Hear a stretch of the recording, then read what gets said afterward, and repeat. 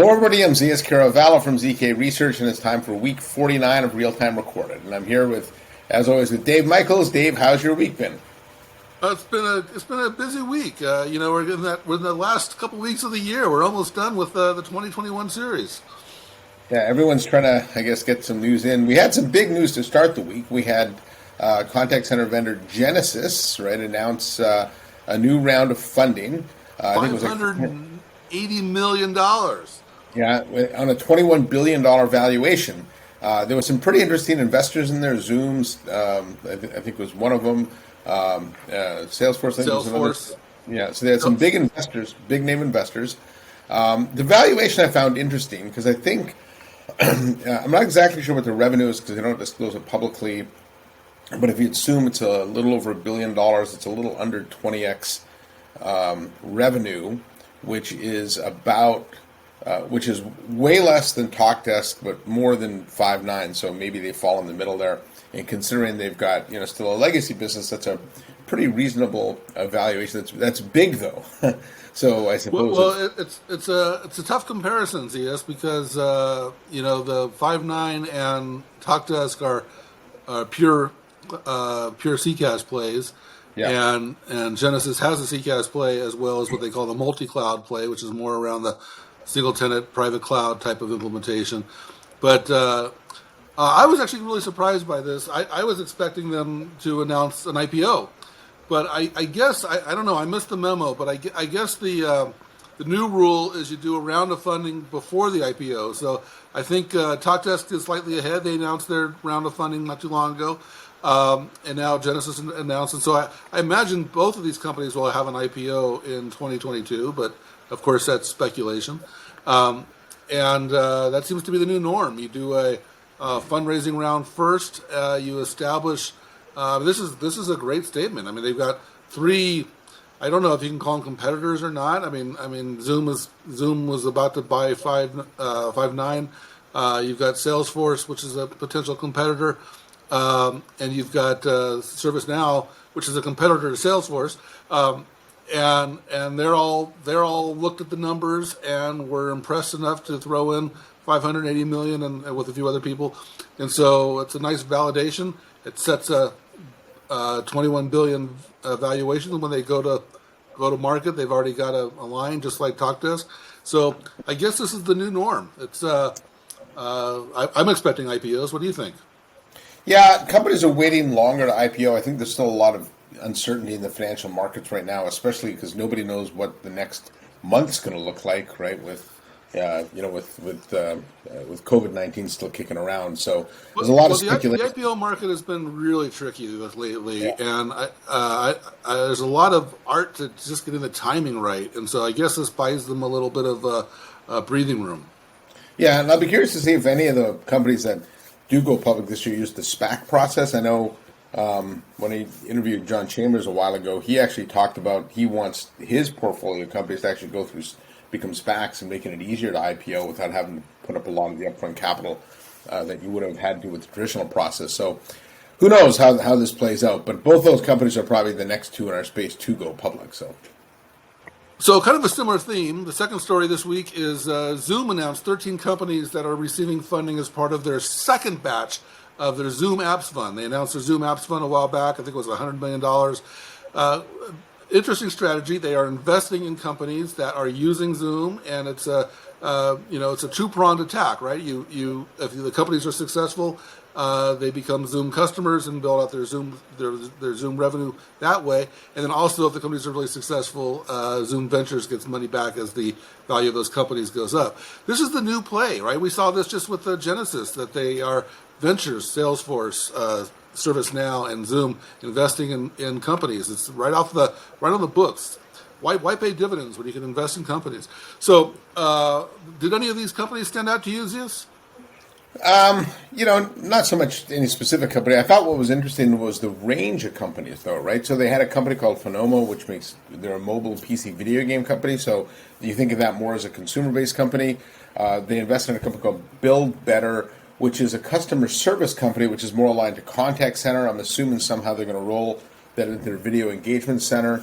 They had a company, I think, called Avoma, which does transcription and meeting notes, summaries, and things like that. So it's not your typical corporate collaboration in investments. And I think what that shows is we're going to start seeing, Zoom type of video embedded into all kinds of apps, both on the consumer and the business side. And it's very few companies are actually able to span that bridge of consumer and business sales. Zoom's done a pretty good job, but we'll see if they can continue to grow it that way. But I just thought what was interesting was the kind of wide variety of companies they had invested in, versus the companies themselves. Yeah, I mean, it just shows how universal video is becoming into general kinds of workflows. Mio pops up here. I know Cisco also invested in Mio. Mio is enabling chat between Teams, Slack, and WebEx, and I think it's an interesting play. I love the Clover's play. This is an intelligent interview process. I'm not a fan of automated AI interviewing and conceptually, but right now.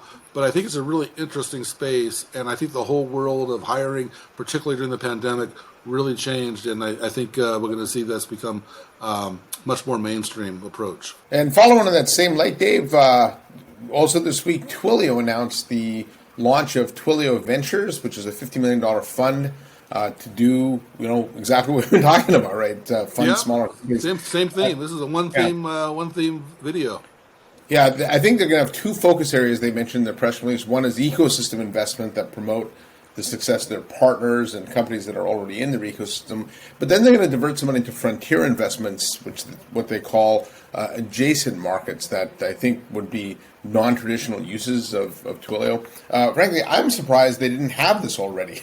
For a company whose whole base is developers, I was a little surprised that the Twilio Ventures didn't exist before. But yes, it is kind of surprising, but they've kind of had it. I mean, they're in the process of buying Cineverse. They've invested in a number of other companies, and of course, they've made some acquisitions.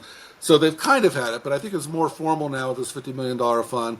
They're targeting Series A investments somewhere between $1 million and $3 million. I thought it was, again, an interesting list of companies that they had identified.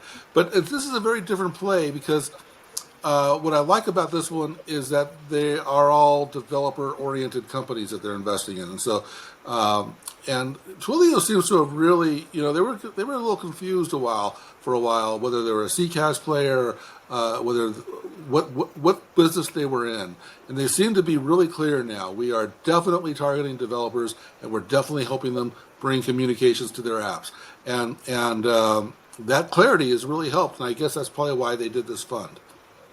Yeah, I think, too, that if you look at this trend that we saw, with all the venture companies and Zoom Ventures, Twilio Ventures, Cisco's got a big venture arm, I think it's becoming almost mandatory in that, one of the trends we talked about this year was composable applications in which you're actually taking components from your own platform, but also from others, kind of stitching them together to create a new experience. You would almost have to have investments in some of these smaller companies so you can build the ecosystem that lets developers go pull these things together. So I think that that shift to composability and that we've talked about actually drives the need for this type of program.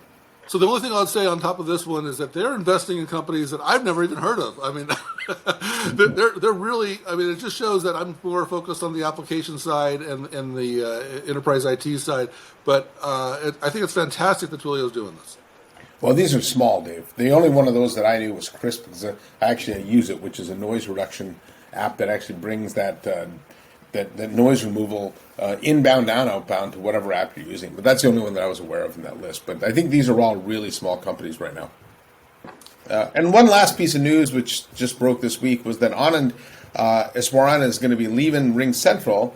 He was their COO. He's been there only 2 years, Dave, but he made a big difference. They cut a lot of those partnerships under him. The entire C-suite, except for Vlad, I think, was hired by him.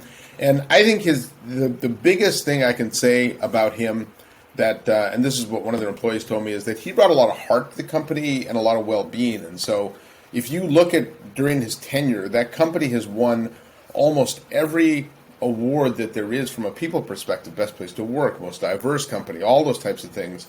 And so I think it really, changed that internal culture from being just technical to a company that had a little more, character and had a lot more thoughts for the employee well-being and things like that. So, Yeah, best of luck. I think you brought a human element to Ring Central. I think Vlad is very focused on the numbers and execution, and I think he did a nice human element there. And I don't work for these people, so I hate to say that they're great bosses and stuff like that. But I've heard that he's actually made a pretty good impression at Ring Central, and I think he's going to be missed there. I think the announcement was a surprise, but it sounds like it's good for him. It sounds like he found a good opportunity. Can't wait to find out more about that. Yeah, I talked to him this morning. He wouldn't say where it was. He said it's not in the competing space, and he's going to go be a CEO of a company that's pre-IPO, and he couldn't pass up the opportunity. So best of luck to him, and I'm sure he's going to have success there. And I'm sure Ring, when you think about the position Ring's in now, I think they're a bit of a machine, right? So they should continue to be able to fuel off what he brought there. So best of luck on it. So next week is week 50. Zeus and I will both be at Envia Engage in Orlando. I think you're also going to stop by CCW. Is that right, Zeus? I am. I'll be popping in for a day. And then I think that's it for events this year, right? So we get into, except for Christmas. Thank God. Yeah. All right. So. Well, until our next video. Yeah. Bye.